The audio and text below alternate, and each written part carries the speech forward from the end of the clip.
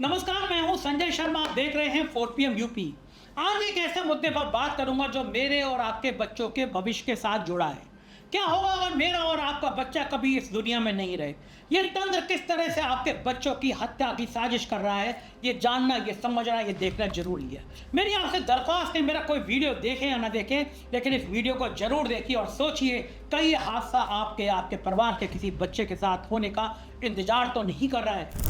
आज हम बात करेंगे उन बच्चों की जो रात रात भर जागते हैं, जो सुबह 4 बजे उठकर किताबें खोलते हैं, जो अपनी नींद, अपना बचपन, अपनी जवानी सब कुछ एक सपने की भेंट चढ़ा देते हैं। एक सपना के पढ़ लिख कर कुछ बनेंगे, डॉक्टर बनेंगे, इंजीनियर बनेंगे, अफसर बनेंगे।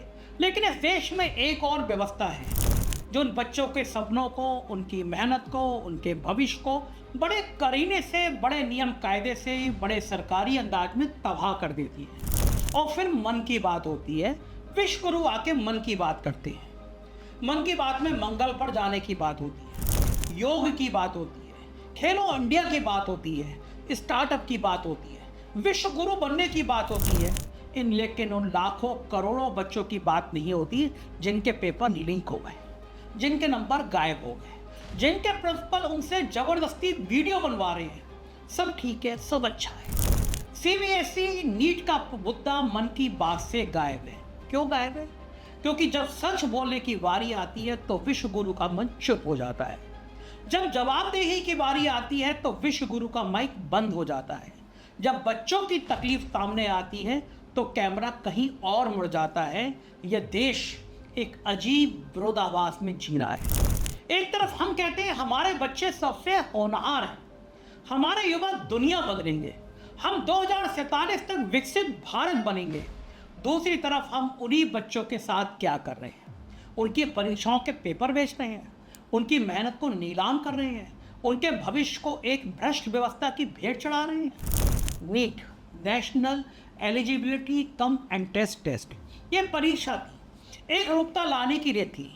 कहा गया था कि पूरे देश में एक ही परीक्षा होगी, अमीर, गरीब, शहर, गांव सब एक ही मंच पर, सब बराबर। ये एक बहुत अच्छा सपना था। हमारे विश्व गुरु सपना बेचते बहुत अच्छा है, लेकिन सपने और हकीकत में जो फर्क होता है वो इस देश में बहुत गहरा है। वो ये कि नीट बन गई, असमानता की सबसे बड़ी मशीन बन गई। एक तरफ वो बच्चे हैं जो दिल्ली, मुंबई, कोटा की बड़ी बड़ी कोचिंग में लाखों रुपए फूंक कर तैयारी करते हैं, जिनके पास अच्छे टीचर हैं, अच्छी किताबें हैं, मॉक टेस्ट है, ऑनलाइन क्लासेज हैं।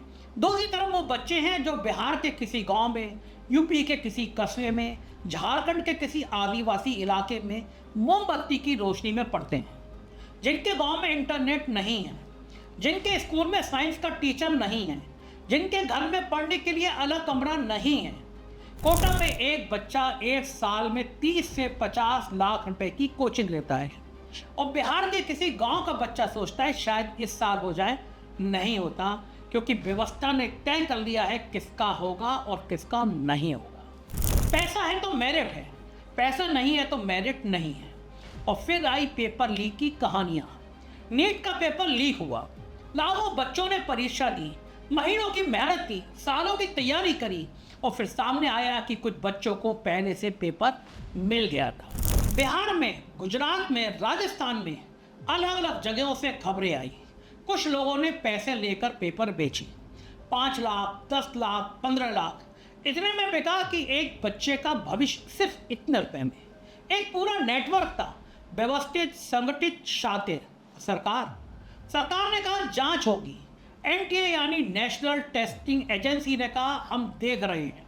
सीबीआई को सौंपा गया, सुप्रीम कोर्ट ने नोटिस लिया, और फिर जांच होती है, समिति बनती है, रिपोर्ट आती है, रिपोर्ट दब जाती है, फिर नई जांच होती है, नई समिति बनती है, कुछ छोटे मोटे लोग पकड़े जाते हैं, असली मास्टरमाइंड कहीं आराम से बैठे रहते हैं। बच्चे इंतजार करते रहते हैं, उनका 1 साल बर्बाद, 2 साल बर्बाद, कुछ बच्चों की पूरी जिंदगी बर्बाद।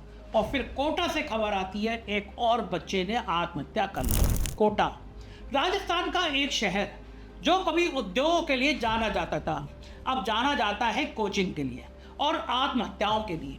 हर साल दर्जनों बच्चे कोटा में अपनी जान दे देते हैं।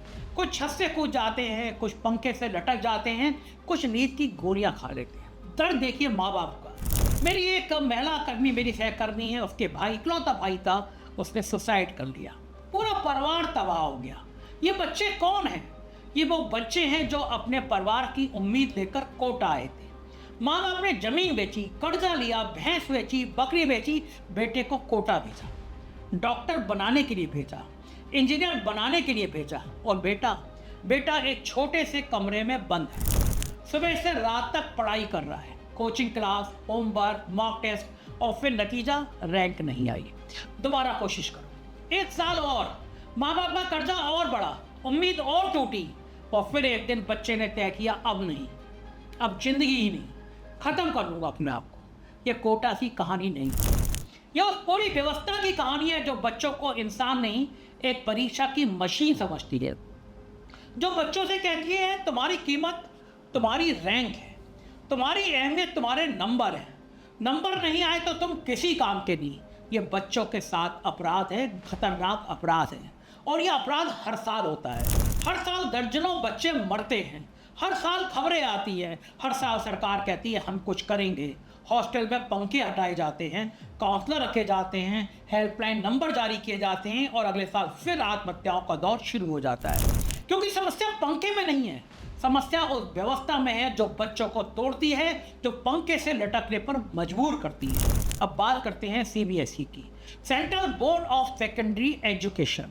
यह बोर्ड देश के लाखों बच्चों और करोड़ों बच्चों के भविष्य का जिम्मेदार है। लेकिन ताज़ा खबर यह है कि सीबीएसई ने स्कूल के प्रिंसिपलों पर दबाव डाला कि वीडियो बनवाओ, वीडियो में कहो हमारे स्कूल में सब ठीक है, बच्चे खुश हैं, व्यवस्था दुरुस्त है, सीबीएसई बहुत अच्छा काम कर रहा है। यानी प्रोपेगेंडा, सरकारी प्रोपेगेंडा, और वो भी स्कूलों के जरिए, बच्चों के जरिए। सोचिए जरा, जो संस्था बच्चों को सच बोलना सिखाती है, जो संस्था बच्चों को नैतिकता का पाठ पढ़ाती है, जो संस्था बच्चों को सिखाती है झूठ मत बोलो, ईमानदार रहो, वही संस्था अब प्रिंसिपलों से झूठ बोलवा रही है। और प्रिंसिपल वो क्या करे?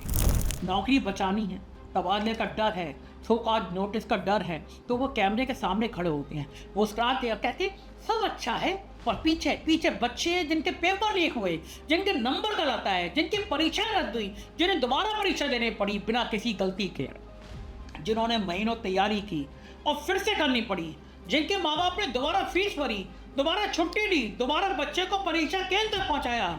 यही है सीबीएसई का नया पैतरा। समस्या सुलझाओ, समस्या को छुपाओ, जितना हो सकता है उतना छुपाओ, जवाबदेही मत लो, जवाबदेही का नाटक करो, असली सवालों का जवाब मत दो, कभी मत दो, नकली जवाबों का वीडियो बनाओ। पेपर लीक कोई नई बात नहीं है, ये देश में दशकों से चल रहा है, लेकिन अब ये एक पूरी तरह से संगठित उद्योग बन चुका है। बिहार में पेपर लीक हुआ, राजस्थान में पेपर लीक हुआ, उत्तर प्रदेश में पेपर लीक हुआ, मध्य प्रदेश में पेपर लीक हुआ, नीट का पेपर लीक हुआ, यूजीसी नेट का पेपर लीक हुआ, यूपीपीएससी का पेपर लीक हुआ, पीपीएससी का पेपर लीक हुआ। ये कोई सहयोग नहीं है, ये एक व्यवस्था है। इसके पीछे पूरी मशीनरी है, एक नेटवर्क है जिसमें छापे खाने के लोग हैं, ट्रांसपोर्ट में लगे लोग हैं, परीक्षा केंद्रों पर बैठे लोग हैं, कोचिंग संस्थानों से जुड़े लोग हैं, और शायद, बहुत शायद नहीं, ऊपर तक पहुंचे हुए लोग हैं। पेपर लीक का धंधा कैसे चलता है ये समझना जरूरी है। परीक्षा तय होती है, लाखों बच्चे फॉर्म भरते हैं, सरकारी मशीनरी पेपर छापती है, पेपर को सील बंद लिफाफों में भेजा जाता है, और इसी सफ़र में छापे खाने से लेकर परीक्षा केंद्रों तक कहीं ना कहीं सील टूट जाती है, पेपर निकल जाता है, व्हाट्सएप पर आ जाता है, टेलीग्राम पर आ जाता है। जिनके पास पैसा है वो पेपर खरीद लेते हैं, 5 लाख 10 लाख कीमत लगती है, लेकिन अगर डॉक्टर बनना है तो 5 लाख सस्ता लगता है। जिनके पास पैसा नहीं है वो रात भर जागकर पढ़ते हैं, अगले दिन परीक्षा होती है, जिसने पेपर खरीदा वो पास, जिसने मेहनत की वो शायद पास, शायद नहीं। और यही है इस देश की मेरिट, और इसी मेरिट पर गर्व किया जाता है। अब बात करते हैं राज्य सरकारों की। ये सोचना गलत होगा कि यह सिर्फ केंद्र सरकार की समस्या है, राज्य सरकारें भी उतनी ही जिम्मेदार हैं, बल्कि कई मामलों में राज्य सरकारें ज़्यादा जिम्मेदार हैं। बिहार में शिक्षा का हाल किससे छुपा है? वहाँ बोर्ड परीक्षाओं में नकल का जो खुला खेल होता है, लगातार होता है, वो पूरी दुनिया देखती है। दीवारों पर चढ़कर नकल कराने की तस्वीरें वायरल हुई हैं और सरकार ने कहा ये विपक्ष की साजिश है। गजब बात है, सरकार आपकी साजिश विपक्ष कर रहा है। आप कहाँ हैं? आप होश में नहीं हैं, आप बेहोश हैं, आपको पता ही नहीं। उत्तर प्रदेश में हर साल किसी ना किसी भर्ती परीक्षा का पेपर लीक होता है। यूपीपीएससी, यूपीटीटी, पुलिस भर्ती बोर्ड, कहीं ना कहीं कोई ना कोई, और हर बार वही होता है, जांच होगी, कार्रवाई होगी और हर बार नतीजा कुछ नहीं। राजस्थान में शिक्षक भर्ती परीक्षा का पेपर लीक हुआ। हजारों युवाओं ने परीक्षा दी थी, परीक्षा रद्द हुई, फिर से परीक्षा हुई, फिर से विवाद हुआ, बच्चे सड़क पर उतरे, पुलिस ने लाठियां चलाई। ये एक राज्य की बात नहीं है, ये पूरे देश की बात है, ये एक पार्टी की बात नहीं है, ये उस पूरी राजनीतिक संस्कृति की बात है जहाँ शिक्षा एक मुद्दा नहीं है, शिक्षा एक वोट बैंक नहीं है, शिक्षा एक धंधा है। शिक्षा माफिया, ये शब्द अजीब लगता है लेकिन ये हकीकत है। इस देश में एक शिक्षा माफिया है जो कोचिंग उद्योग चलाता है, जो पेपर लीक का धंधा चलाता है, जो नकल का कारोबार चलाता है, जो फर्जी डिग्रियां बेचता है। कोचिंग उद्योग को देखिए, कोटा में हर साल 2-3 लाख बच्चे आते हैं, हर बच्चा औसतन 10 से 15 लाख रुपए खर्च करता है, यानी हर साल कोटा में हजारों करोड़ रुपए का कारोबार होता है। ये पैसा कहाँ जाता है? कोचिंग संस्थानों के मालिक के पास, जिनमें से कई अब राजनेता हैं या राजनेताओं के करीबी हैं। और यही कारण है कि इस व्यवस्था को बदलने की कोई कोशिश नहीं होती, क्योंकि इस व्यवस्था से जिनका फायदा है वो ही व्यवस्था चलाते हैं। अब बात करते हैं छात्र आंदोलनों की, क्योंकि बच्चे चुप नहीं है, बच्चे लड़ रहे हैं। नीट पेपर लीक के बाद छात्र सड़कों पर उतरे। दिल्ली में, पटना में, जयपुर में, कोलकाता में हजारों लाखों छात्रों ने प्रदर्शन किया। उन्होंने मांग की परीक्षा रद्द करो, दोबारा परीक्षा लो, एनटीए को भंग करो, जो दोषी है उन्हें सजा दो। और सरकार का जवाब, पहले इनकार, फिर जांच का वादा, फिर एनटीए के अध्यक्ष को हटाया, फिर एक समिति बनाई, पूर्व आईएसओ चीफ की अध्यक्षता में रिपोर्ट आई, कुछ सिफारिशें हुई, कुछ बदलाव हुए, लेकिन क्या बच्चों को न्याय मिला? जिन बच्चों का एक साल बर्बाद हुआ उनका साल वापस नहीं आया। जिन्होंने पेपर खरीद कर मेडिकल कॉलेज में दाखिला लिया वो अभी भी वहां पढ़ रहे हैं। बिहार में बीपीएससी परीक्षा विवाद के बाद भी छात्र सड़क पर उतरे। पटना के गांधी मैदान में हजारों छात्र जमा हुए, पुलिस ने लाठियां चलाई, पानी की बौछारें मारी गईं और कुछ छात्रों को गिरफ्तार किया गया। ये वही छात्र थे जो परीक्षा में बैठने का हक मांग रहे थे, जो पारदर्शिता मांग रहे थे, जो ये मांग रहे थे कि उनकी मेहनत का सम्मान हो, और उन्हें मिली लाठी और सिर्फ लाठी। ये इस देश में छात्र आंदोलन का हश्र है। जब छात्र आवाज उठाते हैं तो उन्हें देशद्रोही कहा जाता है, पाकिस्तानी कहा जाता है, उन्हें विपक्ष का एजेंट कहा जाता है। कांग्रेस पार्टी के नौजवानों को यही कहा गया, उन्होंने शरारती तंत्र कहा गया, उनके ऊपर मुकदमे दर्ज किए जाते हैं। लेकिन जो लोग पेपर लीक करते हैं उन पर कितने मुकदमे दर्ज होते हैं? जो लोग बच्चों का भविष्य बेचते हैं उनमें से कितने जेल गए? जो लोग इस पूरे नेटवर्क को चलाते हैं उनमें से कितनों को सजा मिली? जवाब है बहुत कम, नाम मात्र लोगों को। अब बात करते हैं उस ध्यान भटकाने की कला की। जब नीट का पेपर लीक होता है तो प्राइम डिबेट टीवी पर बहस होती है आम के निर्यात पर, आप बात होती है हिंदू मुसलमान के बवाल पर, बात होती है बकरा काटने पर। जापान ने भारतीय आम पर रोक लगाई, ये खबर है, लेकिन ये खबर उतनी बड़ी नहीं है जितनी बनाई जाती है। क्यों बनाई जाती है? क्योंकि जब आप आम की बात करते हैं तो बच्चों की बात नहीं होती, जब आप हिंदू मुसलमान की बात करते हैं तो बच्चों की बात नहीं होती।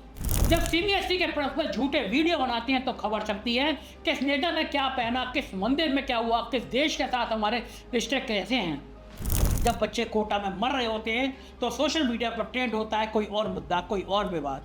ये ध्यान भटकाने की कला है, ये सरकार ने बहुत माहिर होकर, बहुत हुनरमंद होकर सीखी है। और सिर्फ इस सरकार ने नहीं, पिछली सरकारों ने भी ऐसे ही किया है। ये एक राजनीतिक परंपरा है, जब असली मुद्दा सामने आए तो नकली मुद्दा खड़ा करो, जब बच्चों के सवाल उठे तो राष्ट्रवाद की बातें करो, जब शिक्षा की बात हो तो धर्म की बात करो। और मीडिया, गोदी मीडिया, वो इस खेल में बराबर का भागीदार है, ज़्यादा गुनाहगार है। जिन चैनलों पर बच्चों के मुद्दे उठने चाहिए वहाँ दूसरी बातें होती हैं, हिंदू मुसलमान के फसाद की बातें होती हैं। जिन अखबारों में शिक्षा व्यवस्था की धज्जियाँ उड़ाई जानी चाहिए वहाँ सरकारी विज्ञापन छपते हैं, विश्व गुरु के विज्ञापन छपते हैं। यही वजह है कि बड़े बड़े लोगों को मुख्यधारा की मीडिया छोड़नी पड़ी। यही वजह है कि जो पत्रकार सच बोलते हैं उन्हें धमकियां मिलती हैं, उन पर मुकदमे होते हैं, उनके यूट्यूब चैनलों पर दबाव डाला जाता है। जैसे 4PM पर डाला गया, तमाम एजेंसियों ने मेरी जांच करी, मेरा चैनल दो बार बंद किया गया, एक बार हाई कोर्ट और एक बार सुप्रीम कोर्ट में जाके मुझे खुलवाना पड़ा। लेकिन जनता जाग रही है। इसलिए यूट्यूब पर स्वतंत्र पत्रकारिता को इतने करोड़ लोग देखते हैं। 3 साल तक लगातार 4PM नंबर 1 पर इसलिए रहा क्योंकि मैं ऐसे मुद्दे उठाता हूं जो उठाने चाहिए। इसलिए मुख्यधारा मीडिया की विश्वसनीयता गिरती जा रही है। जनता समझती है कि जब कोई बड़े चैनल किसी मुद्दे को नहीं उठाते तो वो मुद्दा जरूर उठाने लायक है। तो सवाल यह है आगे क्या होना चाहिए। पहली बात, पेपर लीक के लिए कड़ा केंद्रीय कानून बनना चाहिए।